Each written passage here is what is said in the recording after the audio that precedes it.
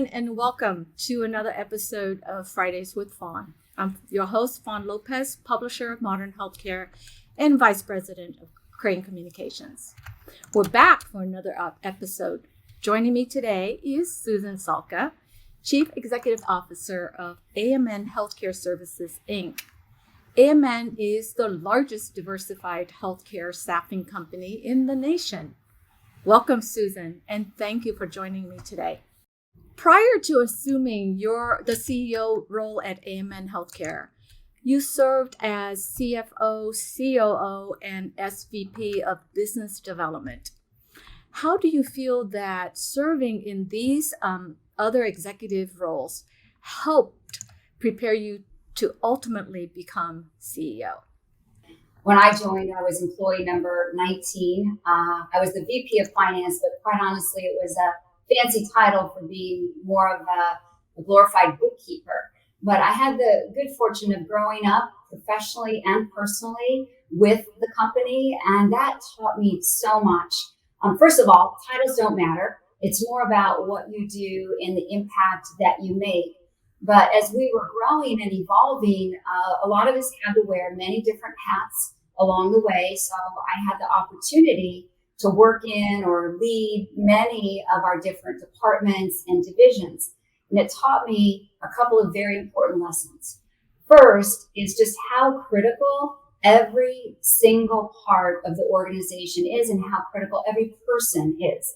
But probably for me, the absolute most beneficial part of that experience is getting close to the clinicians and to our clients. Nothing replaces hearing directly from clients, even better yet, being in their facilities and seeing the challenges that they have to work through today, but also what they're striving to accomplish in the future. I know that you are an active proponent of diversity and inclusion. I also understand that AMN is one of the few organizations that publicly shares measurements on progress in this particular area. Can you talk to us a bit about what you report on and why you believe that's important? Absolutely. You have to be transparent in your metrics, both internally and externally, on the things that matter most, in particular areas that you want to stay focused on and continue to make improvements. It's a way to hold yourself accountable for everyone to see visibly what you're doing, if you're making progress. Sometimes it's easy to convince yourself that these programs and things we're doing are making a difference. But if it doesn't show up in the numbers, then it's not really moving the needle. So many of the things we've been reporting for a long time internally, and it's really been a pleasure to share those things externally. Not that we are where we want to be in everything. So, for example, over 60% of our colleagues are female. And I'm proud to say that over 60% of our leaders are also female, which is sometimes difficult to achieve, right? You sometimes have that representation in the sort of lower or mid-level positions, but you don't necessarily see them really evolve into the leaders, in particular, I'd say the C-suite and executives. We even have at our board level, I think over 50% representation of women. And so it's something that I think it's part of our culture and who we are, but it's also something that we don't lose focus of. Where we have significant room for improvement is in the representation for people of color and other and underrepresented groups like LGBTQ+, where we have about 33% of our team is identified as people of color. And yet in our leadership positions, it's only about 22%. So we have a ways to go. And so you have to make sure that you have programs in place, but just literally decision by decision, you're looking for opportunities to connect the dots. And sometimes it means things take longer. Sometimes finding that perfect person that's got all of the experience and skills, but also brings an element of diversity to the team can mean that the hiring process is longer. But we always look at those metrics of hiring, promotions, raises to make sure that we are actually putting into action what we're saying. And that's very important to our team to make sure that we've got proof to back up what we believe in. As a woman of color, and the topic of diversity and inclusion is a very important topic, and it's a passion of mine. I thank you for your commitment to advancing diversity and inclusion at AMN. It's amazing the percentage of women and minorities that you have, not just, like you said, in the front line, but in the C-suite and as well on the board. I'd like to first point out that it really is our entire board that embraces the importance and value of having diversity at all levels in the organization, which is why we are always sharing our diversity metrics with them throughout the year regarding our leadership team and the organization. But at the board level, it has to start there, right? You have to be able to have that same commitment and diversity amongst your directors. And I remember when I was the only woman on the AMN board many, many years ago, and we started to reflect on the fact that we weren't role modeling as a board what we were saying within the organization. And we needed to work harder at having a better balance within the boardroom.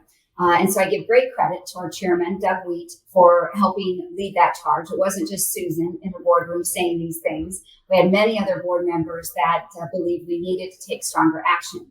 So having our board members personally invest their time and engage not only informs the leadership team, it helps inform our colleagues, and they bring a real life example of what is possible. And I think many of our team members can look to that, and it drives them to think about their own career and what's possible for them.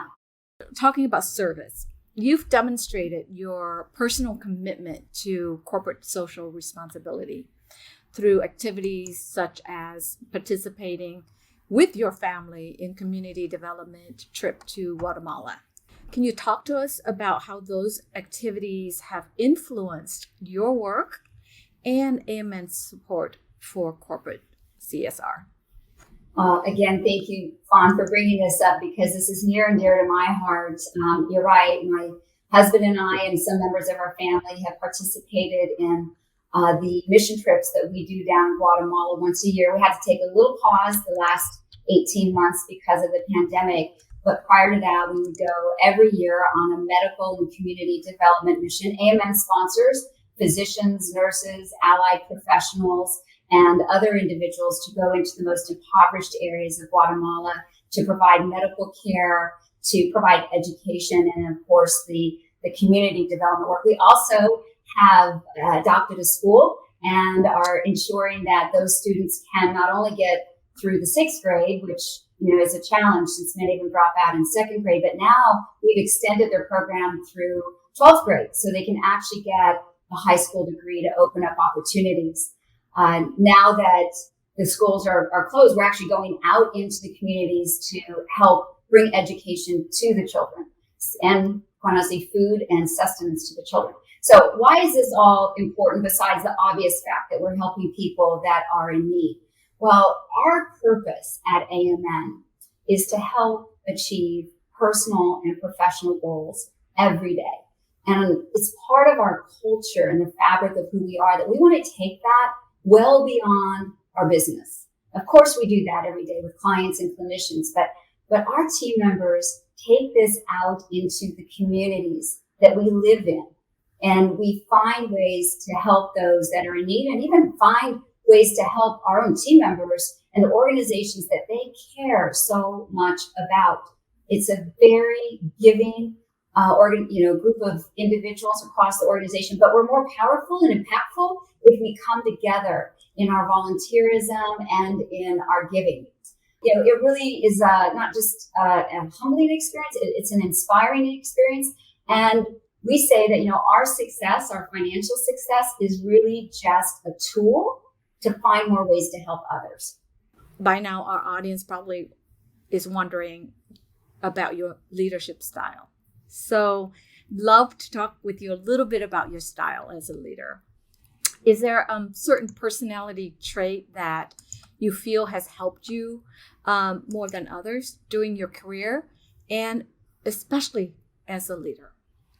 You really do have to start with being excellent at what you do and never stop progressing, never stop learning, never stop being curious about something. We talked earlier about when if you're scared of something, you should run towards it and embrace it. You should not lean back. You should lean in. The second I would say is humility. You should know your stuff, but you should be humble and realize you don't know everything. There's no way you could or should. If you think you know everything, then there's so much more out there that you're not even aware of. So realize that you are amongst greatness when you are amongst others that are equally as passionate about what they do. And you should be humble in your own kind of knowledge base. Empathy and gratitude, I think, are very critical. I grew up in a small town of 100 people in Nebraska, and this was very much part of our family. And where I grew up, this sort of, values, Midwest values of really caring for others, trying to understand where they're coming from and expressing your gratitude. It's one thing to have gratitude. It's another to take action to express it and tell people how grateful you are for what they've done or just who they are, and grateful for where you are. And then finally, and this is really important, I think, for women in particular, and that is to embrace your personal brand. You shouldn't lose sight of who you are. Yeah. And you should embrace the authentic you. And that means in everything. Your quirkiness is how you look, how you behave, and even in your superpowers. We all have different superpowers. So embrace them. And that's going to shine through. I think if people see that you're being the sincere Fawn or the sincere Susan, I think you have a lot more credibility. And guess what? It's a lot easier to just be yourself. So own it, right? Own it. You got Speaking of superpowers, what is your superpower? Oh my gosh. It's a great question. Probably that I really love being with people. And I just absolutely love it. And I want to fully participate in helping them in any way I can. Now, it can get me in a little bit of trouble sometimes, because maybe sometimes I want to help too much. But I do feel as though that desire, but even more so the ability to recognize it and take action has been incredibly rewarding for me, but also I think has had a positive impact on the lives of others. What would be your advice for women, young women, who are preparing for their next step into an executive position? Well, having a mentor and a sponsor is very important. For me, I was really fortunate to have several, and still do have several individuals. I kind of feel like everyone around me is my mentor because I need to be learning from them all the time, including you, Fawn. But having a sponsor is a little different. A sponsor recognizes perhaps greatness in you and opportunities that they want to open up to you that maybe you don't even know about. And just remember that those relationships need to be two-way streets. Yeah. Nobody likes a one-way relationship. They don't last, and they're really not that deep and impactful. So make sure that there's ways that you are giving as much as you're receiving from those relationships. Thank you so much for those great tips and advice. Thank you. It has been an absolute pleasure talking with you today, Susan. I can't thank you enough for taking the time out of your very busy schedule and to talk with me and to share with us a little bit about your professional and personal perspectives. So thank you. And I would say that one of your superpowers is humility. You are always so gracious and humble. And for that, I thank you. Thank you, Fawn. It is an honor, again, to do anything in conjunction with Modern Healthcare. I could say all those same things about you and the influence and impact that you have on healthcare, but also on people's lives, including mine, each and every day. So thank you. Thank you. And thank you to everyone for joining us today. As always, I look forward to seeing you on the next episode of Fridays with Fawn. And please mark your calendars for the 2022 Modern Healthcare's Women Leaders in Healthcare Conference. And again, thank you for joining us. And I'll see you next time.